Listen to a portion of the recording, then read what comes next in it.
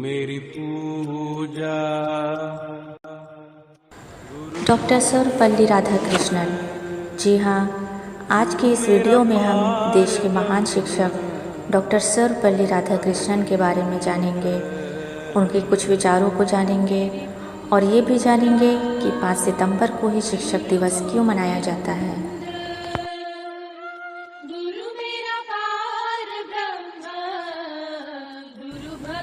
गुरु गोविंद दो खड़े काके लागो पाए, बलिहारी गुरु आपने गोविंद दियो बताए। गुरु भगवंत। शिक्षक समाज के ऐसे शिल्पकार होते हैं जो बिना किसी मोह के इस समाज को तराशते हैं। शिक्षक का काम सिर्फ किताबी ज्ञान देना ही नहीं, बल्कि सामाजिक परिस्थितियों से छात्रों को परिचित कराना भी होता है। शिक्षकों की इसी महत्ता को सही स्थान दिलाने के लिए हमारे देश में सर्वपल्ली राधाकृष्णन ने पुरजोर कोशिशें की, जो खुद एक बेहतरीन शिक्षक थे। डॉक्टर राधाकृष्णन का जन्म 5 सितंबर 1888 को चेन्नई से लगभग 200 किलोमीटर उत्तर पश्चिम में स्थित एक छोटे से कस्बे तिरुतनी में हुआ था।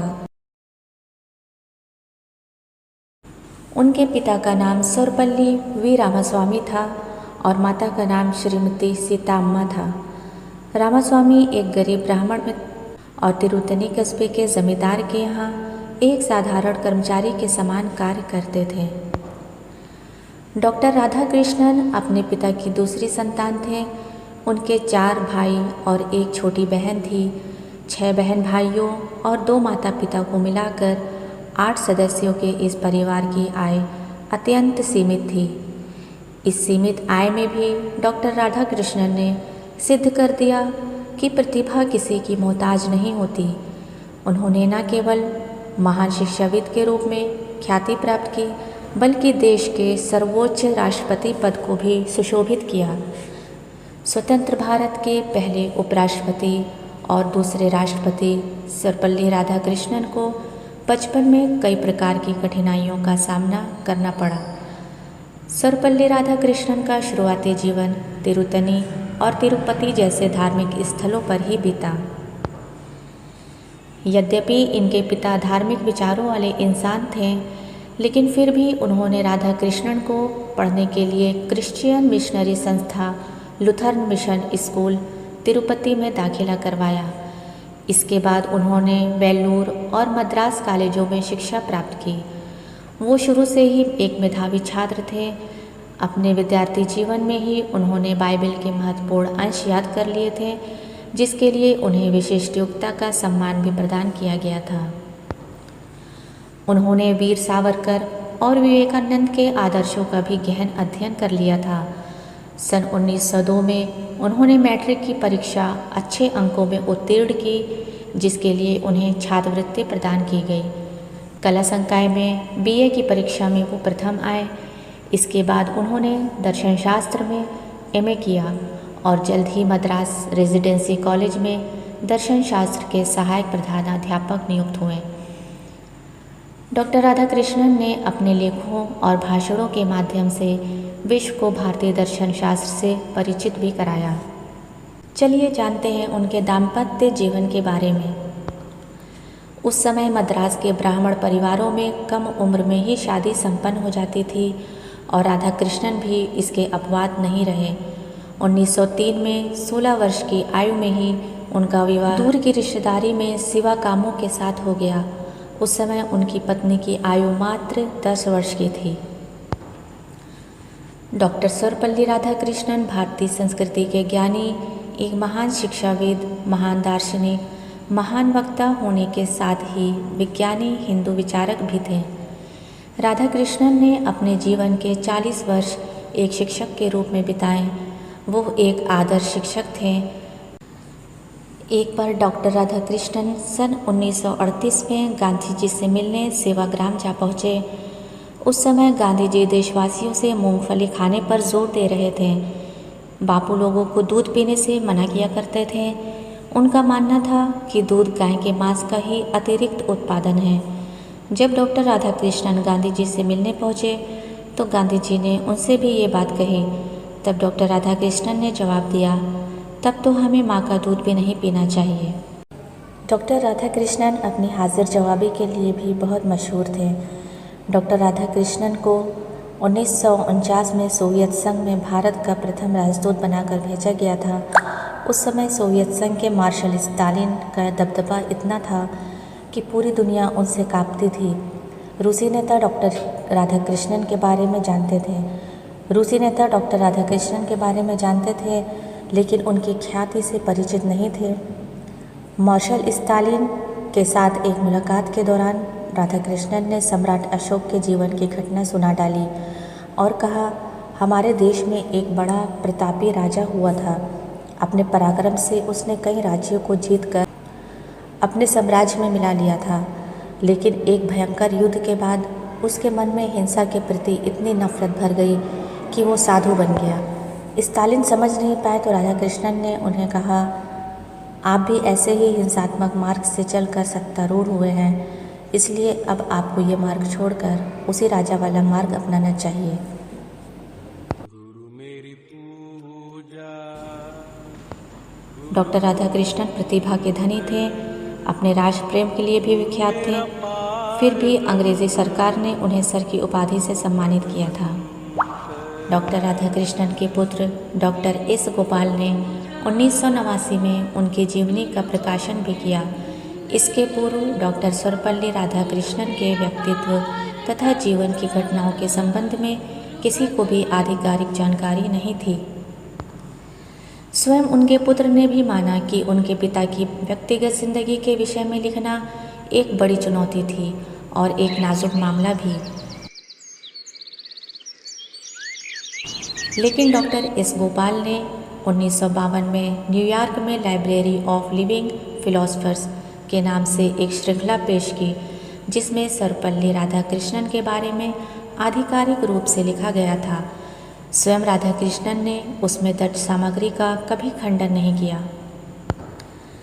चलिए जानते हैं उनका राजनीतिक सफ़र कैसा था। इस समय डॉक्टर राधाकृष्णन अपनी प्रतिभा का लोहा मनवा चुके थे। राधाकृष्णन की योग्यता को देखते हुए उन्हें संविधान निर्मात्री सभा का सदस्य बनाया गया था।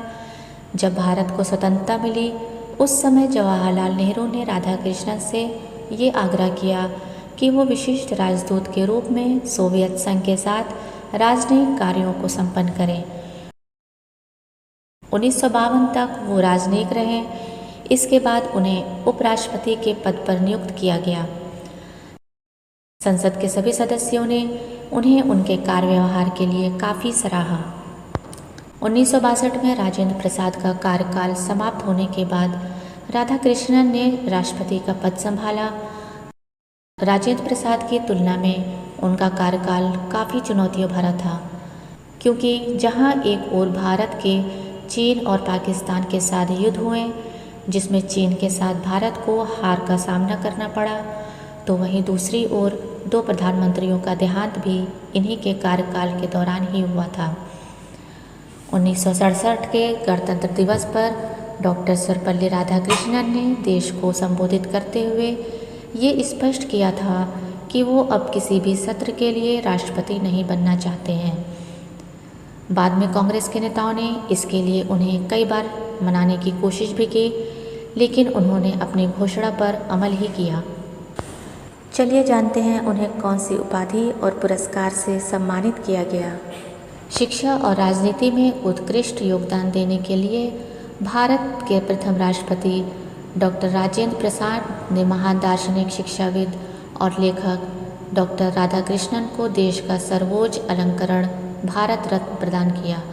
राधाकृष्णन के मरणोपरांत उन्हें मार्च 1975 में अमेरिकी सरकार द्वारा टेम्पल्टन पुरस्कार से सम्मानित किया गया, जो कि धर्म के क्षेत्र में उत्थान के लिए प्रदान किया जाता है।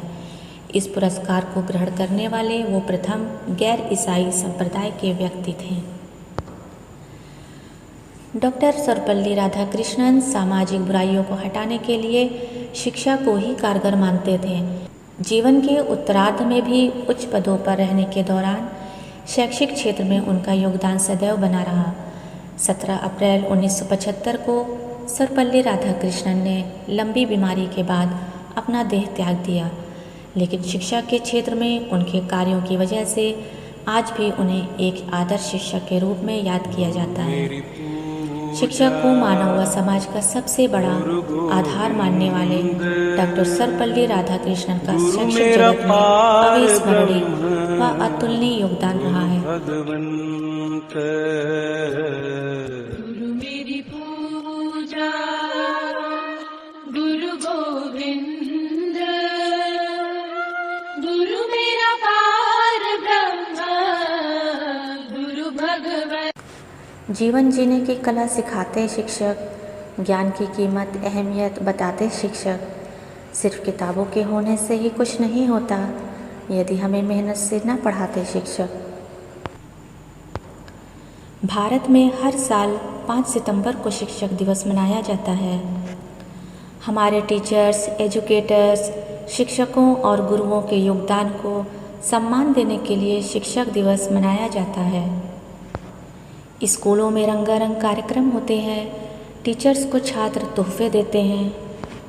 जैसा हम पहले भी जान चुके हैं, देश के पहले उपराष्ट्रपति डॉक्टर सर्वपल्ली राधाकृष्णन के जन्म दिवस के उपलक्ष्य में शिक्षक दिवस मनाया जाता है। हमारे देश में गुरु का स्थान माता पिता से भी ऊपर है। टीचर खुद को जलाता है, लेकिन छात्रों की ज़िंदगी में ज्ञान का दीपक जला देता है। शिक्षक दिवस के अवसर पर स्कूल, कॉलेज, शिक्षण संस्थानों, कोचिंग में धूमधाम से शिक्षक दिवस मनाया जाता है। कई तरह के प्रोग्राम आयोजित किए जाते हैं। स्टूडेंट इस मौके पर भाषण देते हैं। तो आइए जानते हैं 5 सितंबर को ही क्यों मनाया जाता है टीचर्स डे।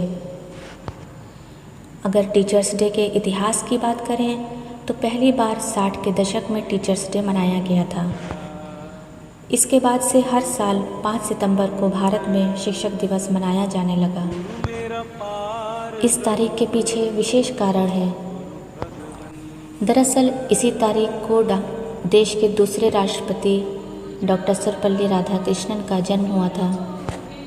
उनकी गिनती भारत के महान शिक्षक और प्रख्यात विद्वान में होती है। तो चलिए जानते हैं भारत में 5 सितंबर को शिक्षक दिवस क्यों मनाते हैं। बताया जाता है कि एक बार डॉक्टर राधाकृष्णन के पास कुछ छात्र निवेदन लेकर पहुंचे थे। छात्रों ने डॉक्टर राधाकृष्णन से उनके जन्मदिन मनाने की अनुमति मांगी थी। उन्होंने स्पेशल ट्रीटमेंट के लिए मना कर दिया था, लेकिन वो छात्रों को दुखी नहीं करना चाहते थे। उन्होंने छात्रों से कहा कि वो 5 सितंबर को उनके जन्म दिवस के रूप में नहीं बल्कि शिक्षक दिवस के रूप में मनाएं।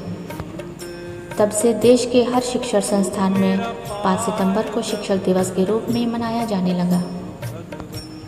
उन्होंने अपने जीवन में कई प्रेरणादायक वचन दिए जो सफलता के मार्ग पर चलने के लिए प्रेरित करते हैं। हम आपके लिए उनके कुछ अनमोल वचन लाए हैं जो आपके जीवन को एक उड़ान दे सकते हैं। गुरु गोविंद, गुरु मेरा पार ब्रह्म। सच्चा गुरु वो है जो हमें खुद के बारे में सोचने में मदद करता है। किताब पढ़ना हमें चिंतन और सच्चे आनंद की आदत देता है। यदि मानव दानव बन जाता है तो ये उसकी हार है। यदि मानव महान बन जाता है तो ये उसके चमत्कार हैं, और यदि मानव इंसान बन जाता है तो ये उसकी जीत है। किताबें वो साधन हैं जिनके माध्यम से हम विभिन्न संस्कृतियों के बीच पुल का निर्माण कर सकते हैं। हर्ष और आनंद से परिपूर्ण जीवन केवल ज्ञान और विज्ञान के आधार पर ही संभव है। देश में सर्वश्रेष्ठ दिमाग वालों को ही शिक्षक होना चाहिए। शिक्षक वो नहीं जो छात्र के दिमाग में तथ्यों को जबरन डाले, बल्कि वास्तविक शिक्षक वो है जो उसे आने वाले कल की चुनौतियों के लिए तैयार करे। ज्ञान हमें शक्ति देता है, प्रेम हमें परिपूर्णता देता है। जब हम ये सोचते हैं कि हम सब जानते हैं, तब हमारा सीखना बंद हो जाता है। जो जीवन हम जी रहे हैं वास्तव में हम जैसा जीवन जी सकते हैं उसका कच्चा रूप है। अच्छा टीचर वो है जो ताउम्र सीखता रहता है और अपने छात्रों को सिखाने में भी कोई परहेज नहीं दिखाता। तो दोस्तों आज के लिए इतना ही।